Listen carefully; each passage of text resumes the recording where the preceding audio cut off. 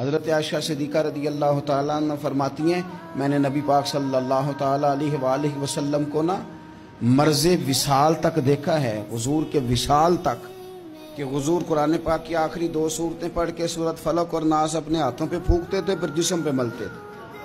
قرآن پاک میں شفا ہے۔ اب تو لوگوں نے دم درود کو اس کو بڑا ہلکا سا کام سمجھ لیا۔ ویسے بھی یہ عاملوں کے ہتھے چڑھ گیا، ملنگوں کے ہتھے چڑھ گیا، کاروبار بن گیا، تجارت بن گئی۔ ورنہ قرآن پاک کی آیات پڑھی جائیں تو حضور نے فرمایا سورہ فاتحہ میں شفا ہے، اس میں کرم ہے۔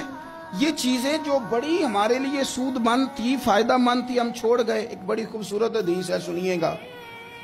حضرت ابو سعید خدری رضی اللہ تعالیٰ عنہ حدیث کے راوی ہیں، بخاری میں موجود ہے۔ ارشاد فرماتے ہیں کہ ہم ایک سفر پہ تھے، واپس آ رہے تھے، ایک جگہ رات کو قیام کیا، سونا تھا، بستی تھی۔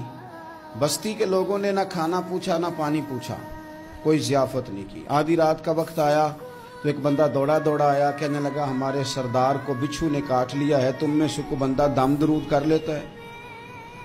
تو ایک صحابی کہنے لگے کر تو لیتے ہیں، پر تم نے چونکہ ہمیں کھانا پانی تک نہیں پوچھا، تم اگر دم کراؤ گے تو مفت نہیں کریں گے۔ بخاری پڑھ رہا ہوں۔ پیسے لگیں گے۔ کتنے پیسے؟ بکریوں کا ایک ریوڑ پورا۔ شارحین نے لکھا 40 بکریاں۔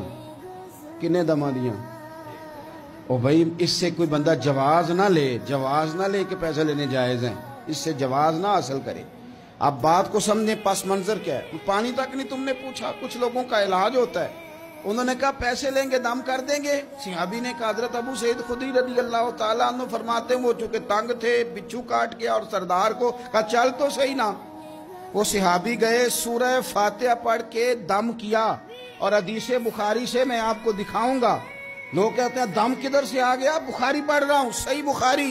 شفا تو اللہ نے دینی ہے نا، رب کریم نے شفا دے دی۔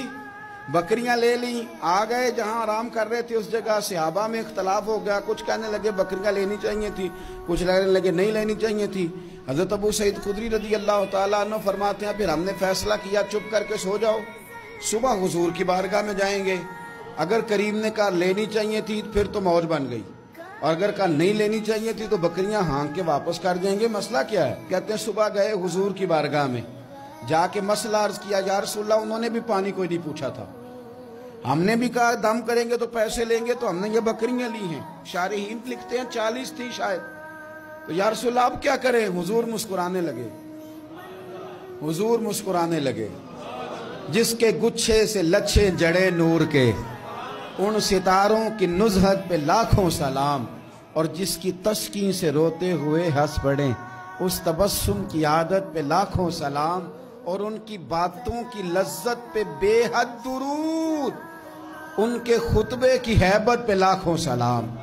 حضور مسکرانے لگے، اور مسکرا کے پوچھا اچھا پڑھا کیا تھا؟ یا رسول اللہ سورہ فاتحہ۔ فرمایا سکھائی کس نے تھی؟ کہا یا رسول اللہ آپ نے۔ فرمایا پھر آدھی بکریاں میری ہیں آدھی تمہاری ہیں، پر میرا حصہ نکالو نا بھائی۔